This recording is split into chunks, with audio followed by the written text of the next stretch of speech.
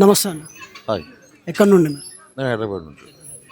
So ఇప్పుడు politics చూస్తున్నాం కదా, రేవంత్ రెడ్డి గారి రూలింగ్ ఎలా ఉందంటే మీరు ఏం చెప్తారు? దీన్ని పాలిటిక్స్ అని మీరు అనగలుగుతున్నారా? ఇప్పుడు ఏదైతేనేమి ఆ రాజ్య అధికారంలో ఉంది అంటే అదొక పార్టీ, దానికి రూలింగ్ ఉంది అన్నప్పుడు మనం ఉంది కానీ దాన్ని యూటిలైజ్ చేస్తలేదు కదా. పవర్ ఇచ్చాం కానీ మిస్యూజ్ అవుతుంది తప్ప ఏం లేదు. ఆ పథకాలన్నీ ఫ్రీ బస్ తప్ప అవి అంటున్నారు. అది మ్యాక్సిమం 10% యూటిలైజ్ చేస్తారు. మెజారిటీ ఆఫ్ ద పీపుల్ ఇప్పుడు ఐటీ వాళ్ళు కానీ ఎవరైనా మెట్రో యూజ్ చేస్తారు, ఓన్ పర్సనల్ వెహికల్స్ యూజ్ చేస్తున్నారు. ఇవన్నీ యూజ్ చేస్తూ అది పెద్ద మ్యాటర్ కాదు. ఇంకోటి కొత్తది ఏదో హౌస్ ఇంటికి వచ్చి డేటా తీసుకుంటున్నారు, ఎన్నో వేల కోట్లు ఖర్చు పెడుతున్నారు దానికి. ఆ పర్పస్ ఏంటో ఎవరికి ఎక్స్ప్లెయిన్ చేయాలి ఇప్పుడు దాకా. దాని మీద ఎంత డబ్బు ఖర్చు అవుతుందో తెలియదు.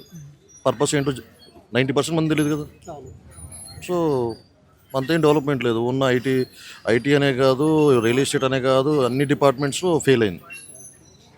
సో ఒకవేళ అవుట్ ఆఫ్ 10 రేటింగ్ ఇవ్వాలంటే రేవంత్ రెడ్డి గారికి ఎంత ఇస్తారు?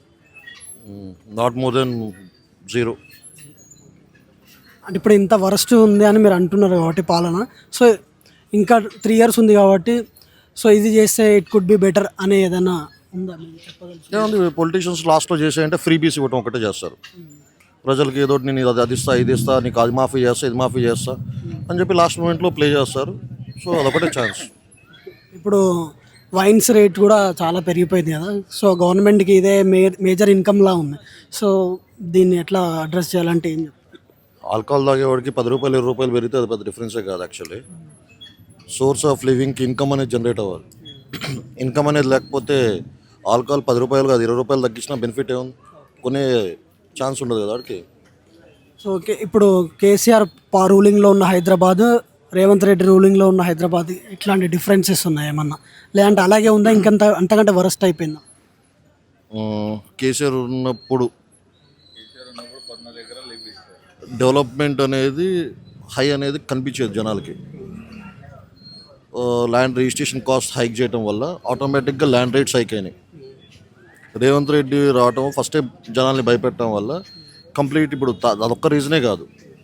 ఇప్పుడు కేసీఆర్ రాకముందు ఆల్రెడీ అప్పు ఉంది స్టేట్కి. ఉందని చెప్పి వీళ్ళు ఏం చేయకుండా ఉండలేదు కదా. ఇన్ఫ్రాస్ట్రక్చర్ మెయింటైన్ చేశారు, రోడ్స్ అండ్ డెవలప్మెంట్ చేశారు.